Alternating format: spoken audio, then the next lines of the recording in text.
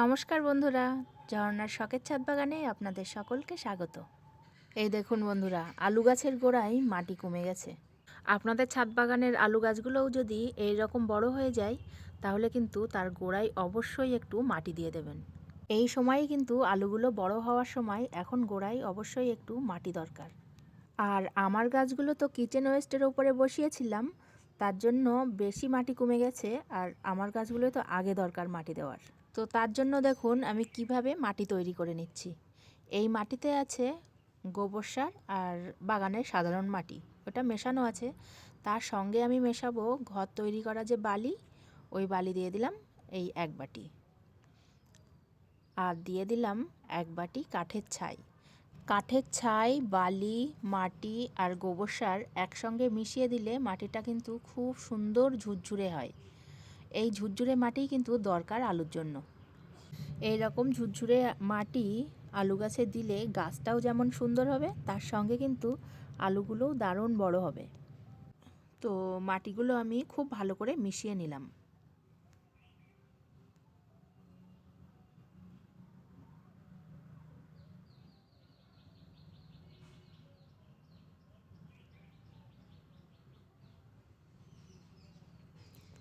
এবার দেখুন দিয়ে দিচ্ছি আলু গাছের গোড়ায়।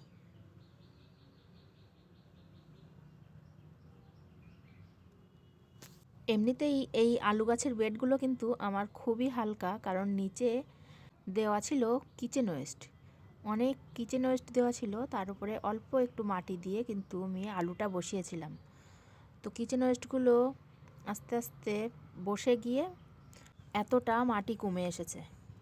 দেখেছেন, গ্রো ব্যাগগুলো যদি হালকা না হতো তাহলে এত বড় গ্রো ব্যাগ ভর্তি করা তো 2 হাত দিয়ে কি এত সহজে উঁচু করা যেত? যেত না।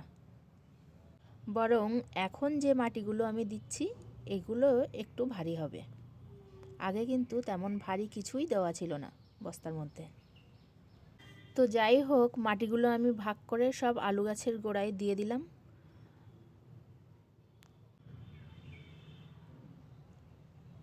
আর এদিকে দেখুন আর একটা বেড আছে, এখানেও দিয়ে দিলাম।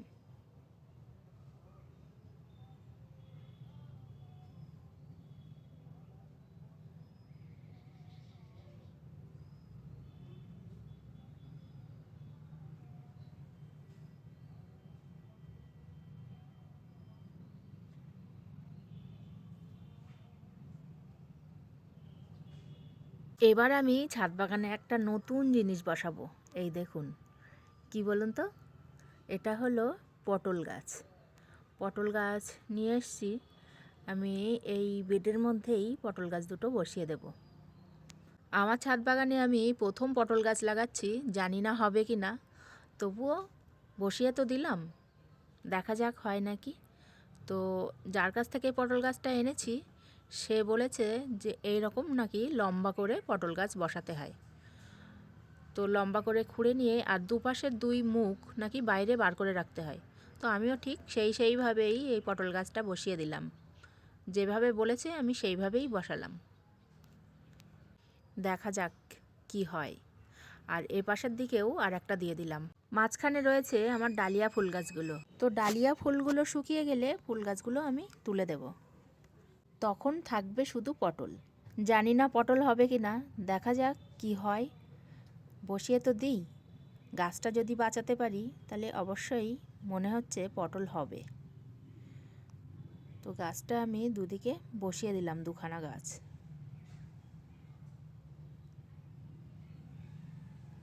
আর এখানে আমি একটা আলু বসিয়েছিলাম। এই দেখুন, গাছটা কিন্তু খুব বেশি বড় হয়নি, এতেও কিন্তু 3টে আলু হয়েছে ছোট ছোট। তো পটল গাছ বসানোর জন্য আলু গাছটাও আমি তুলে দিলাম। এবার পটল গাছে আমি একটু বেশি করেই জল দিয়ে দিলাম। মোটামুটি আজকের মতো এটুকুই কাজ করে নিলাম ছাদ বাগানে। এবার গাছে জল দিয়ে দেব। প্রতিদিনই আমি ছাদ বাগানে এসে যতটা সম্ভব কাজ করে নিই, তারপর সব শেষে গাছে জল দিয়ে দিই। এখনও পর্যন্ত তো একবার করে জল দিলেও হচ্ছে, কিন্তু আর কিছুদিন পরে দেখা যাবে সকালেও আর একবার জল না দিলে গাছগুলো সব ঝিমিয়ে যাবে। তো এরপরে গরম পড়লে 2বার করে জল দিতে হবে, সকালে একবার বিকালে একবার। তো যাই হোক, আমার এই ভিডিওটার আমি একেবারেই শেষের দিকে চলে এসেছি। আপনারা যারা শেষ পর্যন্ত দেখলেন তাদেরকে অসংখ্য ধন্যবাদ। আর যারা আমার নতুন বন্ধু আছেন তাদের যদি ভিডিওটা ভালো লাগে তাহলে লাইক, কমেন্ট, শেয়ার, সাবস্ক্রাইব করে আমার পাশে থাকবেন। আজকের মতো এটুকুই। দেখা হবে পরের ভিডিওতে।